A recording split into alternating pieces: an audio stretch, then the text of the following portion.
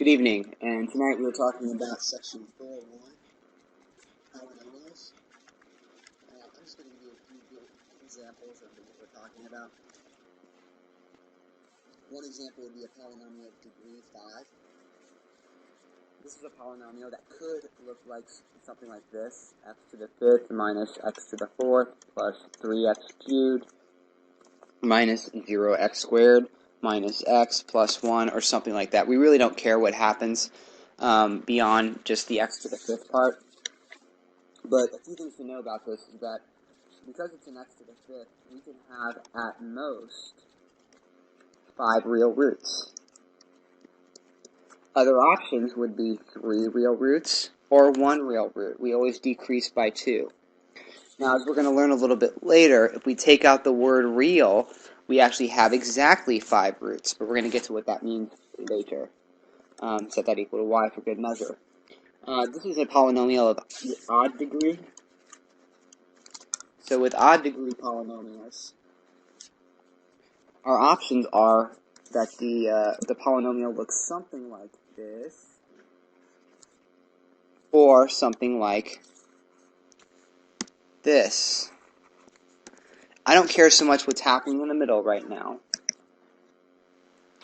The difference between these two has to do with the leading term. Is it positive or negative? We'll call that A, the leading term. If A is positive, a lower left to a top right type thing, going from quadrant 3 to quadrant 1. If A is negative, the reverse is true. We start up top left and come down bottom right. So it's very similar to like a positive slope and a negative slope. Okay, now we're going to do an example of an even degree polynomial. Let's do something like y is 4th minus 2x squared plus x minus 1.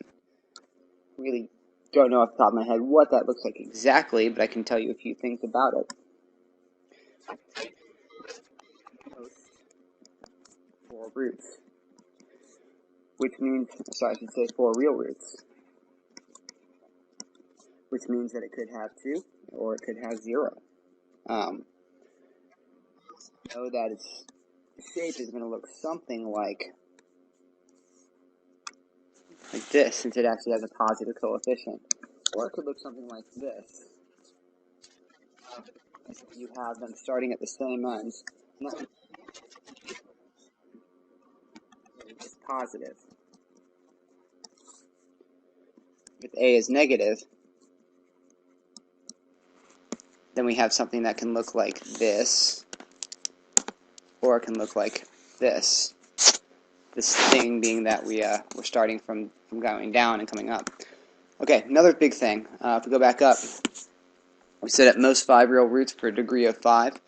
We can also say it has at most 4 turning points. And a turning point is where it goes from increasing to decreasing. We could have 4 turning points, we could have 2 turning points, or we could have 0 turning points. Scroll on down. With the even one, at most 4 real roots, we can say it has at most 3 turning points. It could have 3, it could have 1. So,